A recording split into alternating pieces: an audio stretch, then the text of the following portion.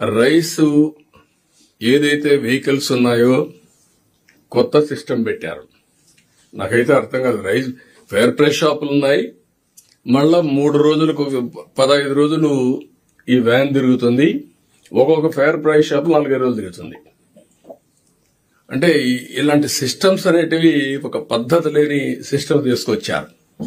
ఒకప్పుడు up to 20th వరకు ఏ ఫేర్ ప్రైస్ షాప్ పోయినా రైస్ ఎసెన్షియల్ కమోడిటీస్ దొరికేటివి. ఇఫ్ నెసెసరీ డోర్ డెలివరీ కూడా ఇచ్చాం. ఇప్పుడు 1800 crores 2000 crores ఖర్చు పెడుతున్నారు మీరు దీనికి. వై? 15 రోజులు పని పెట్టి ఇద్దరికి మంత్ అంతా శాలరీస్ పే చేస్తున్నారు. ఒక వెహికల్ కొని 15 days ఉపయోగించి 15 days ఫ్రీగా పెట్టి ఇల్లీగల్ యాక్టివిటీస్ చేస్తున్నారు.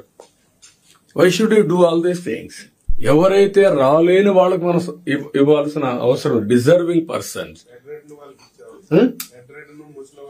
వాళ్ళకే ఇవ్వాలి, వాళ్ళకి ఇద్దాం. ఇప్పుడు కూడా అలాంటి ఇనేబిలిటీ ఉన్న వాళ్ళకి ఇవ్వాలి తప్ప, కానీ వాళ్ళేంటి రోడ్డు మీదకి వచ్చి నిలబడుకోవాలి అవర్స్ టుగెదర్ రైస్ తీసుకోవడానికి. ఎప్పుడు వస్తుంది తెలియదు ఈ వెహికల్. అంటే వాళ్ళ టైం కూడా వేస్ట్. అంత మునుపు వాళ్ళు ఎప్పుడు కావాలంటే అప్పుడు తీసుకుపోయేది పోయి ఇప్పుడు రివర్స్ చేశారు. ఇదంతా కూడా అన్నెసరీ ఎక్స్పెండిచర్, రాష్ట్రం మీద డెట్, తర్వాత లిస్ట్ ప్రకారం చేయడం. అదే వెహికల్స్ లో రీసైక్లింగ్ పెద్ద ఎత్తున జరిగింది.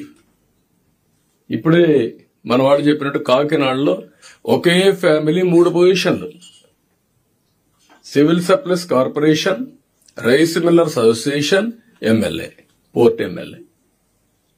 Where are we going? అంటే దొంగ చేతుల్లోకి తాళాలు ఇచ్చేసి వాళ్ళు ఏం చేసినా మనం ప్రేక్షకుల వారికి కూర్చున్నాం గవర్నమెంట్, లేకపోతే మనమే సపోర్ట్ చేశాం. దీంతో క్లియర్ గా రైస్ అంతా కూడా స్మగ్లింగ్, రీసైక్లింగ్ జరిగింది. కాబట్టి ఇవన్నీ చాలా లోపాలు ఉన్నాయి. ఇవన్నీ కూడా కరెక్ట్ చేయాల్సిన అవసరం ఉంది. Will correct everything. This my observations.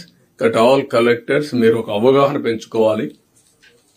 నేను ముందే చెప్పాను, it is a inspiring job for you.